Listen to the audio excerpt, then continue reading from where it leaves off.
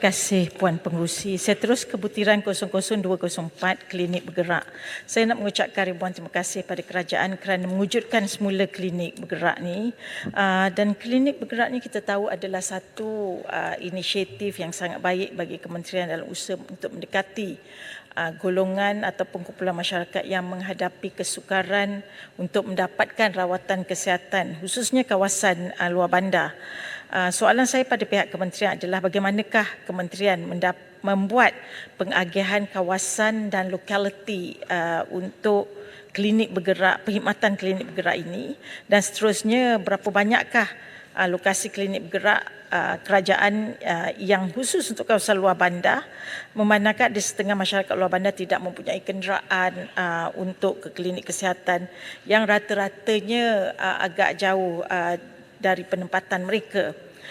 Soalan seterusnya adalah ada ke tidak untuk tahun hadapan peruntukan untuk klinik bergerak pada kawasan Parlimen Pak Sulong. Kami sebenarnya memerlukan klinik bergerak ini kerana penduduk sangat padat dan kawasan Parlimen ini adalah kawasan luar bandar. Dan untuk makluman Yang Berhormat Menteri juga, kawasan Parlimen Pak Sulong ini adalah mempunyai penerima bantuan JKM yang antara yang tertinggi di negeri Johor. Dan seterusnya soalannya adalah bagaimanakah persiapan klinik bergerak ini agar boleh dimanfaatkan oleh warga emas dan juga OKU. Seterusnya ke butiran 00201 perkhidmatan kesihatan luar bandar. Saya nak bangkitkan isu ambulans. Saya tahu rakan-rakan tadi telah banyak juga yang membangkitkan mengenai isu ambulans ini. Di Parlimen Pak Sulong ada 4 klinik kesihatan. Semuanya kecuali satu klinik kesihatan mempunyai satu ambulans. Satu ambulans yang sedia ada ni pula selalunya rosak dan sangat uzur. Dan tidak cukup sebenarnya kerana ada banyak kecemasan berganda. Dan perjalanan pula daripada klinik-klinik kesihatan ini ke Hospital Batu Pahat ambil masa paling kurang 45 minit sehingga 1 jam setengah. Di klinik kesihatan Semerah contohnya tak ada fasiliti langsung ambulans ini, dan dianya terletak betul-betul di antara Parlimen Pak Sulong dan Parlimen Muar. Jadinya dia nak pergi ke Batu Pahat 1 jam setengah, nak pergi ke Muar pun 1 jam setengah. Dan kawasan ini sangat padat, kawasan ini kerap berlaku kecemasan. Terpaksa apa yang mereka laksanakan, mereka terpaksa pinjam daripada KK Bagan. Dan kalau KK Bagan juga tiada fasiliti ataupun tengah menggunakan ambulans tersebut, dia pergi ke KK Parit Usuh pula, itu di kawasan Parlimen Muar. Ini amat menyulitkan kerana penduduk kawasan ini memang rata-ratanya adalah warga emas yang memerlukan keperluan seperti ini. Seringkali tiada ambulans yang available yang digunakan untuk menghantar pesakit, terutamanya ke Hospital Batu Pahat.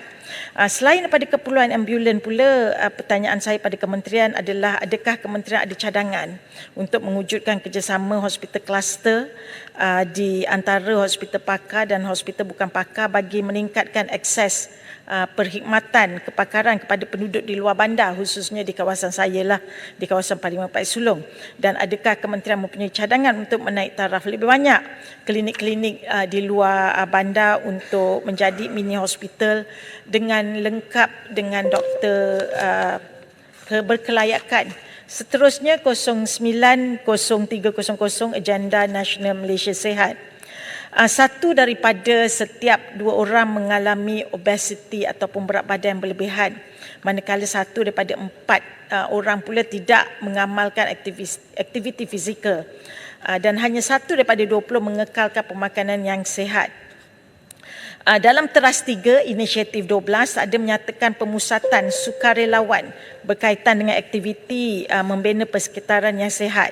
Jadi soalan saya pada pihak kementerian adalah apakah bentuk kerjasama antara kementerian, maksudnya Kementerian Kesihatan dengan Kementerian Pendidikan Kementerian Kesihatan dengan Kementerian Pengajian Tinggi dalam memastikan bahawa penglibatan anak-anak muda, belia, pelajar sekolah dan mahasiswa dalam agenda pemusatan sukarelawan ini dapat dipergiatkan lagi. Yang itu antara isu yang saya nak bangkitkan. Dan pelan ini pun sudah berlangsung sebahagian ataupun setengah daripada garis masanya. Jadinya sejauh manakah impak kepada tahap kesihatan rakyat di Malaysia secara keseluruhan kalau kementerian boleh kongsikan dapatan tersebut. Terima kasih banyak-banyak yang